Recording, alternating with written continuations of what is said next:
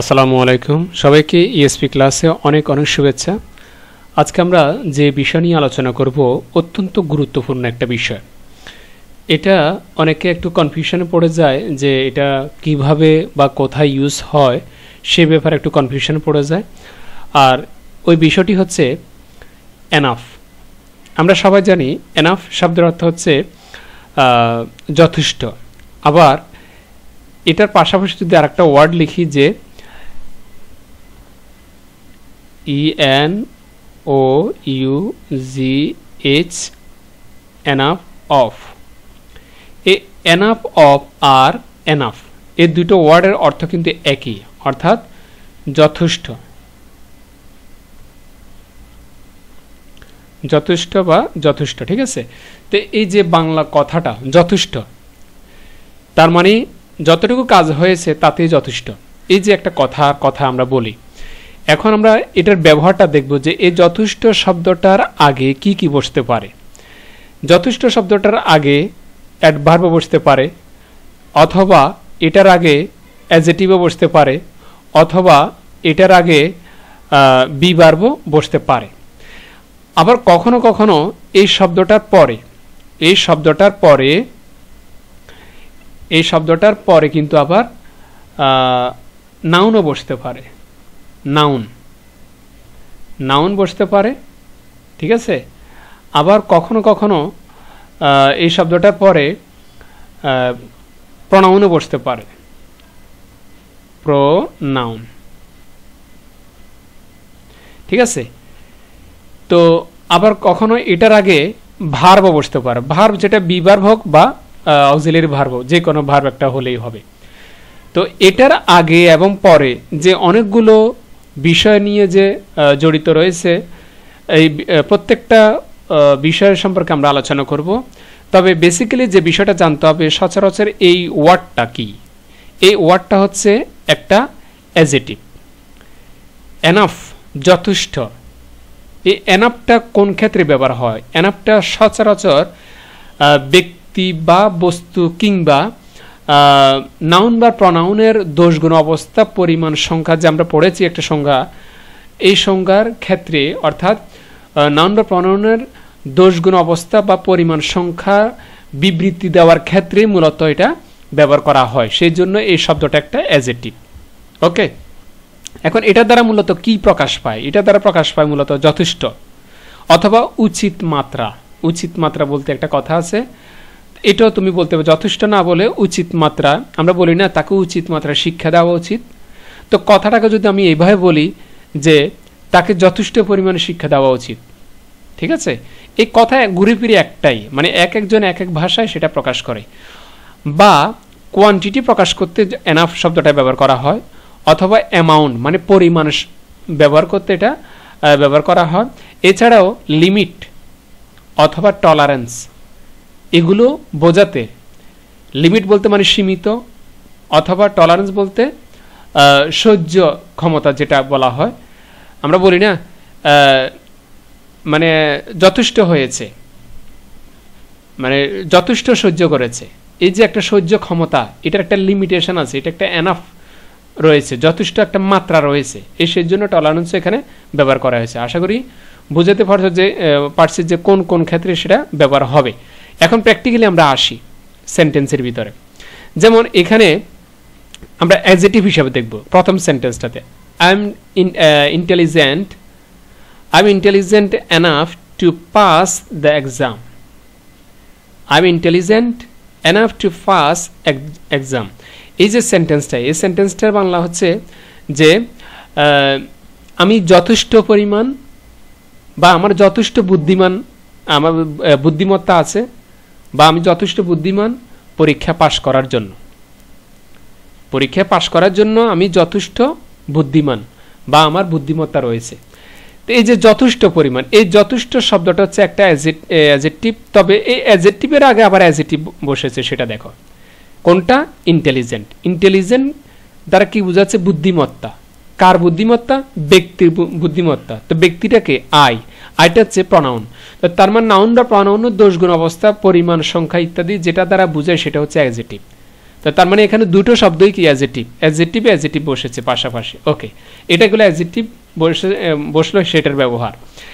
দ্বিতীয় নম্বর সেন্টেন্সে যেমন the weather is fair enough for a rickshaw ride, এই যে কথাটা যে রিক্সা চালানোর জন্য ওয়েদারটা খুবই উপযুক্ত, খুবই ভালো, ঠিক আছে, মানে যথেষ্ট উপযুক্ত। তো এই যে কথাটা, এই যে উচিত বা যথেষ্ট, এই শব্দটা অ্যাডজেক্টিভ, তার আগে আবার একটা ওয়ার্ড বসেছে, সেটা কি ফেয়ার। ফেয়ার বলতে মানে ভালো, যথেষ্ট ভালো। তো ফেয়ার ভালো যদি বুঝায়, তাহলে ভালোটা কি, কার কার বুঝাচ্ছে, সেটা কার বুঝাচ্ছে? তো এটা একটা প্রনাউন। প্রনাউনটা বলতে কি ওয়েদার, ওয়েদার নামটা প্রকাশ করা নেই, তবে সরি এটা একটা নাউন ওয়েদার, তবে একটা আবহাওয়ার কথাও ইঙ্গিত করলো। তো এই যে আবহাওয়ার কথাও ইঙ্গিত করলো, তার মানে তার প্রশংসা করলো। কার? সাবজেক্টটাকে ওয়েদার, তার মানে নাউনের প্রশংসা করলো। এই যে নাউনের প্রশংসা করলে সেটা একটা কি অ্যাডজেক্টিভ, তার মানে এখানেও দুটো অ্যাডজেক্টিভ পাশাপাশি বসলো। ওকে, 3 নম্বর সেন্টেন্সে we have enough food for everyone, যে প্রত্যেকের জন্য আমাদের যথেষ্ট খাবার রয়েছে। এই যে এনাফ শব্দটা অ্যাডজেক্টিভ, তার আগে বসেছে কি হ্যাভ। হ্যাভটা এখানে মূল ভার্ব হিসেবে বসেছে, একটা মূল ভার্ব হিসেবে বসেছে। আমরা এখানে বলেছি যে এই এনাফের আগে কি বসবে, বি ভার্ব। তো বি ভার্বও হবে অথবা মূল ভার্ব, শুধু ভার্ব হিসাবে কি করতে পারবো, আমরা প্রকাশ করতে পারবো, মানে ভার্বও বসতে পারে, সেটা আমরা প্র্যাকটিক্যাল দেখলাম। ওকে, এখন আসি বি ভার্ব একটা sentence, 4 number sentence, enough is enough, যথেষ্টই যথেষ্ট, একটা কথা আছে। তো এই কথাটা যেমন এনাফ শব্দটা অ্যাডজেক্টিভ, তার আগে একটা বি ভার্ব বসেছে, কোনটা ইজ। তাহলে আমরা 4টা সেন্টেন্সে উদাহরণ দেখলাম, অ্যাডজেক্টিভ, ভার্ব এবং বি ভার্ব। বাকি আছে কোনটা, অ্যাডভার্ব। অ্যাডভার্বটা কি রকম, একটা সেন্টেন্স আমি এখানে লিখে তোমাদেরকে দেখাচ্ছি, যে এখানে লিখলাম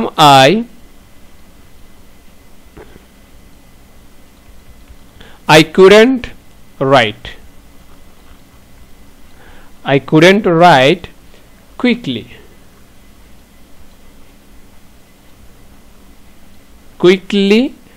enough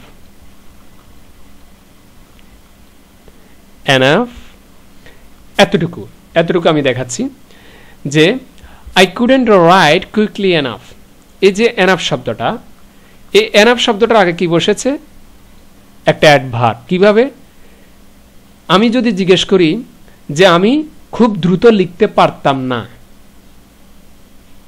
আমি যথেষ্ট পরিমাণ খুব দ্রুত লিখতে পারতাম না, বা অতিমাত্রায় বা ভালোভাবে আমি পর্যাপ্তভাবে আমি দ্রুততার সহিত লিখতে পারতাম না, যতটুকু লেখার কথা।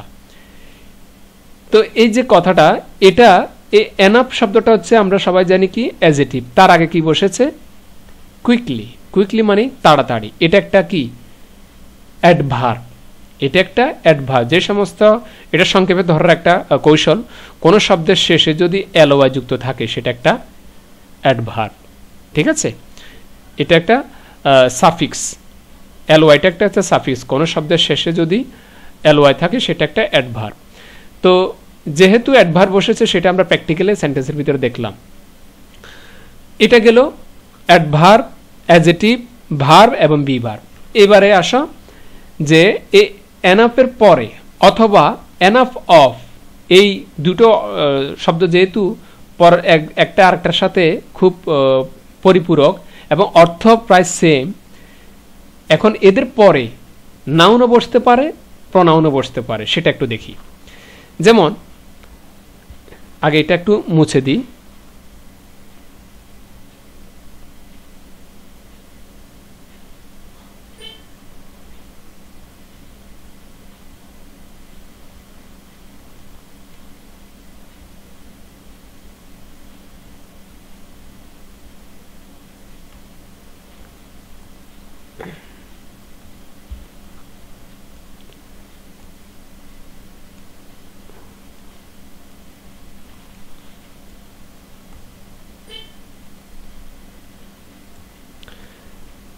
মনে হচ্ছে একটু লেট করে ফেললাম, সরি। তো আমি যেটা বললাম যে এনাফ অথবা এনাফ অফ, ঠিক আছে, এদের পরে, এই দুটো শব্দের পরে কি বসে? নাউন অথবা প্রোনাউন। প্রোনাউন আমরা প্র্যাকটিক্যাল সেন্টেন্সে দেখি। যেমন এখানে লিখলাম যে have you goat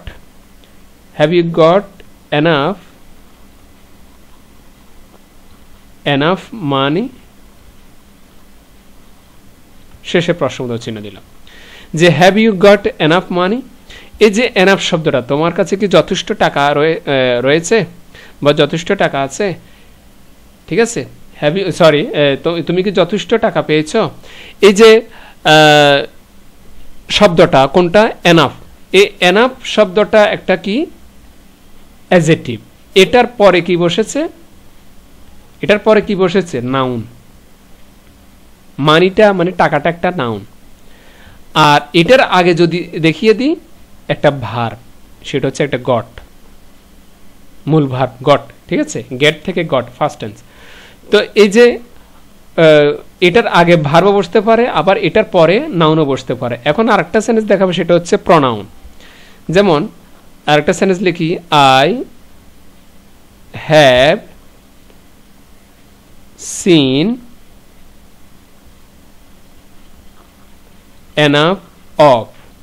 enough of his work। এই যে সেন্টেন্সটা লিখলাম, এখানে লিখলাম এনাফ অফ। এই যে আমরা এখানে বললাম এনাফ অথবা এনাফ অফ, এই দুটো শব্দই আমরা সচরাচর দেখি। তো এনাফ অফ এর যে অর্থ, এনাফ, শুধু এনাফের অর্থ একই। তো এখন এনাফের পরে I have seen enough of his work, আমি যথেষ্ট পরিমাণ তার কাজ দেখেছি, তার কাজটা আমি যথেষ্ট দেখেছি, তার মানে আমি অনেকবার দেখেছি, ঠিক আছে। তো এই যে এনাফ অফের পরে কি বসেছে? প্রনাউন। এই হিজটা হচ্ছে একটা প্রনাউন। আশা করি বুঝাতে পারছি যে এনাফ অফ কখন ব্যবহার হবে, বা এটা কোথায় কি অর্থে ব্যবহার হয়, কিংবা এটার আগে কি কি ব্যবহার হয়, পরে কি কি ব্যবহার হয়।